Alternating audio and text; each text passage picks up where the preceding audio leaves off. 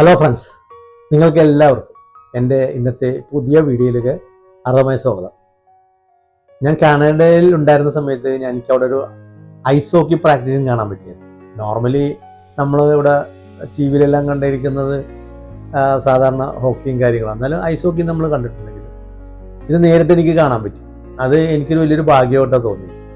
കാരണം പ്രതീക്ഷിക്കാതെ കാണാൻ പറ്റിയ ഒന്നായിരുന്നു. ഞാനൊരു ആലിഫാക്സ് എന്ന് പറഞ്ഞൊരു പ്രൊവിൻസിലേക്ക് യാത്ര ചെയ്തിട്ട് അവിടെ നിന്ന് ഞാൻ എയർപോർട്ടിൽ നിന്നും ഞാനിങ്ങനെ ട്രെയിനിന് വന്നിറങ്ങിയ മാർക്കം എന്ന സ്ഥലത്ത് വന്നിറങ്ങിയപ്പോൾ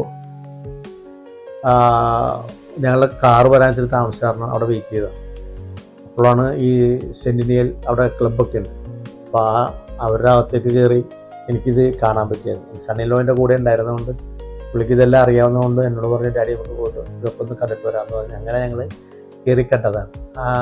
എനിക്ക് അത്യാവശ്യം നന്നായിട്ട് തോന്നി. കാരണം ഒരു പുതുമയുണ്ടായിരുന്നത്, നമ്മൾ കാണാത്തതാണല്ലോ ലൈഫ്. അപ്പോൾ ആ ഒരു കാഴ്ച നിങ്ങളെ കൂടെ ഒന്ന് കാണിച്ചു തരാമെന്ന് വിചാരിച്ചിട്ടാണ്.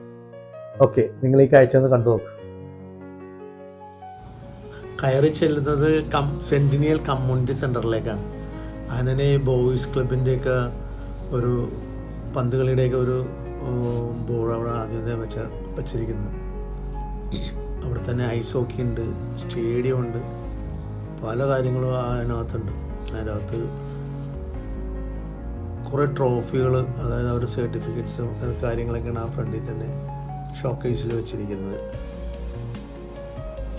അവിടെ ഐസ് റിംഗ് ഉണ്ട്, വേരിയസ് റെൻ്റൽ സ്പേസസ് ഉണ്ട്. ഇതൊരു ടൗൺ സെൻറ്റർ പ്രൈവറ്റ് സ്കൂളിൻ്റെ ഒരു ബോർഡാണ് കാണുന്നത്. പിന്നെ സ്വിമ്മിംഗ് പൂളുണ്ട്, 25 മീറ്റർ നീളവും ഒരു 6 ലൈനുള്ള സ്വിമ്മിംഗ് പൂളുണ്ട്. അതിന് 10 അടി താഴ്ചയുള്ളതാണ്. അത്രയ്ക്കും വലിയ ഒരു കമ്മ്യൂണിറ്റി സെൻ്ററാണത്. ഇതാണ് ഞാൻ പറഞ്ഞ ആ സ്വിമ്മിംഗ് പൂള്. അതേപോലെ തന്നെ അതിനകത്ത് ഡൈവിങ് ഒരു ടാങ്ക് തന്നെ ഉണ്ട്, ഡൈവിങ് ടാങ്ക്. സെപ്പറേറ്റ് നമുക്ക് ആ ടാങ്കിലേക്ക് ഡൈവ് ചെയ്യാം. അപ്പോൾ നമുക്കത് ട്രാൻസ്പെറൻ്റ് ആണ്, നമുക്ക് കാണാൻ അതിൻ്റെ ഡെപ്തും കാര്യങ്ങളൊക്കെ. അങ്ങനെ ഒരു വളരെ സ്പേഷ്യസ് ആയിട്ടുള്ള സ്ഥലങ്ങൾ. ഇത് പ്രായമുള്ളവരും ചെറുപ്പക്കാരും ഒക്കെ മിക്സ് ചെയ്തിട്ട് കളിക്കുന്ന ടെന്നീസ് ഞാൻ അതിൽ പോയപ്പോൾ കണ്ടതാണ്. അങ്ങനെ പല സ്പേസും അവിടെ അവൈലബിൾ ആണ് നമുക്ക്. പിന്നെ ഫ്രീ വൈഫൈ ഉണ്ട്, മീറ്റിംഗ് റൂമുണ്ട്, സ്കേറ്റിംഗ് പാർക്കുണ്ട്, ഐസിൽ സ്കേറ്റ് ചെയ്യാം, അല്ലാതെ പ്ലെയിൻ സ്ഥലത്ത് സ്കേറ്റ് ചെയ്യാം.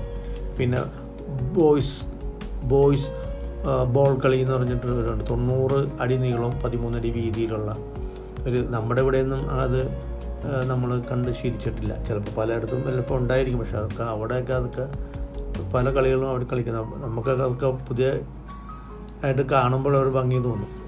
അതേപോലെ തന്നെ ഇത് ഐസ് ഹോക്കി പ്രാക്ടീസ് ചെയ്യുന്ന സ്ഥലമാണത്. സ്റ്റേഡിയമാണ്, പക്ഷെ ഇപ്പം നമ്മൾ ചെല്ലുമ്പോൾ ഐസ് ഹോക്കി പ്രാക്ടീസ് ചെയ്യുന്നതാണ് കാണാൻ പറ്റിയത്. അത് കണ്ടപ്പോൾ ഒരു പ്രത്യേകത തോന്നിയായിരുന്നു. കാരണം ഐസിയിലാണത് മുഴുവനും. പിന്നെ നല്ല കൊടിയ തണുപ്പും. ഇതിപ്പോൾ മാർക്കം വാക്സിസ് ക്ലബിൻ്റെ തുടങ്ങിയ കാലം മുതലുള്ള ഡീറ്റെയിൽസും കാര്യങ്ങളൊക്കെയാണ് കൊടുത്തിരിക്കുന്നത്. ഇത് ശരിക്കും പറഞ്ഞാൽ ഐസ് ഹോക്കി സ്റ്റേഡിയം 1800 സീറ്റോടുകൂടി അവർ തുടങ്ങി വെച്ചതാണ്. 1974 ഇത് സ്റ്റാർട്ട് ചെയ്തത് തന്നെ. പിന്നെ ഇത് 1999 അതൊന്ന് റിന്യൂവേഷൻ നടത്തിയത്. അതോടുകൂടി അത് 2300 സീറ്റിംഗ് കപ്പാസിറ്റി ആയിട്ട് വർദ്ധിപ്പിക്കുകയും ചെയ്തു.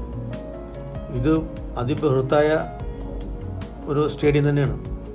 അതേപോലെ തന്നെ ഇതിൻ്റെ സൈസ് എന്ന് പറഞ്ഞിട്ടുണ്ടെങ്കിൽ 91 മീറ്ററോളം വരും. പിന്നെ 55 മീറ്റർ വീതിയുണ്ട്. അതൊക്കെ നല്ല ഭംഗിയായിട്ട് അലങ്കരിച്ച് നല്ല ക്ലീനാണ്. പിന്നെ നമ്മളെപ്പോലുള്ള ആൾക്കാർ ചെല്ലുമ്പോഴത്തേക്കും തണുപ്പ് കൊണ്ടിട്ട് ഒരു ബുദ്ധിമുട്ടുണ്ട്. പിന്നെ അന്ന് അവിടെ മത്സരിച്ചവരുടെയും പലരുടെയും അവർക്ക് കിട്ടിയിരിക്കുന്ന ആൾ ഓഫ് ഫെയിം എന്നൊക്കെ പറഞ്ഞിട്ട് വെച്ചിരിക്കുന്ന ബോർഡുകൾ മുഴുവൻ അവർ ഓരോ ട്രോഫി നേടിയതും കാര്യങ്ങളും. ഇത് വലിയൊരു സ്ക്രീനാണ്, വലിയൊരു ബോർഡാണ്, നടന്ന് കാണാൻ വേണ്ടിയുള്ളതുണ്ട്. അപ്പോൾ അതെല്ലാം എനിക്ക് അവിടെ ചെന്നപ്പോഴത്തേക്കും കാണാൻ പറ്റി. അത് വലിയൊരു കാര്യമായിട്ട് എനിക്ക് തോന്നി. ഞാൻ പ്രതീക്ഷിക്കാതെ എനിക്ക് ചെന്നപ്പോൾ കാണാൻ പറ്റിയതാണ്.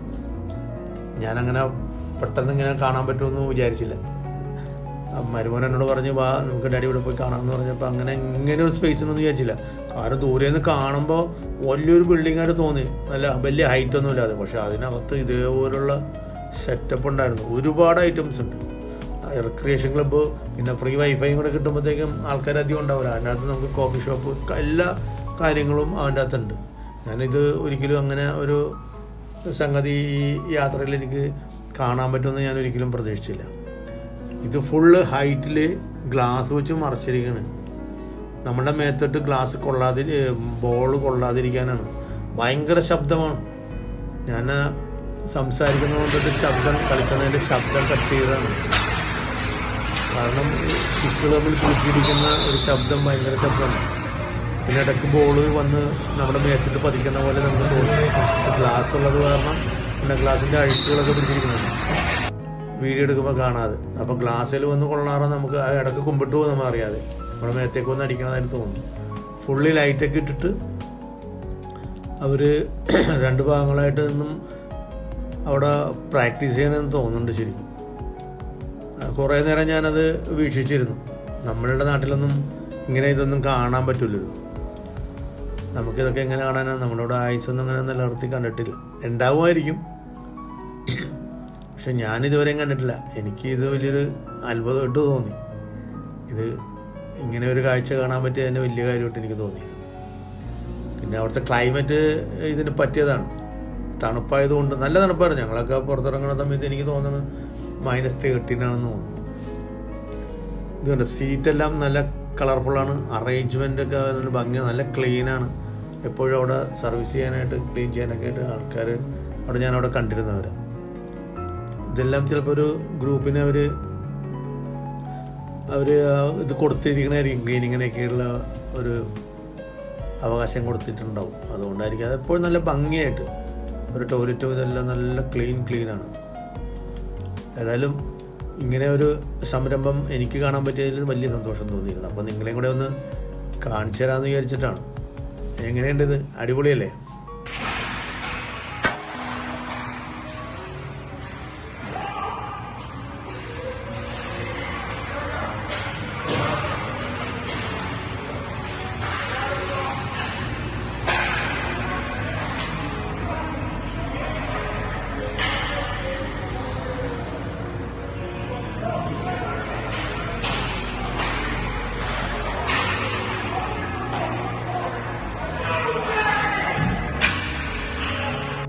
അപ്പോഴത്തേക്ക് ഞങ്ങളുടെ കാറ് വന്നെന്ന് വിളിച്ച് പറഞ്ഞായിരുന്നു.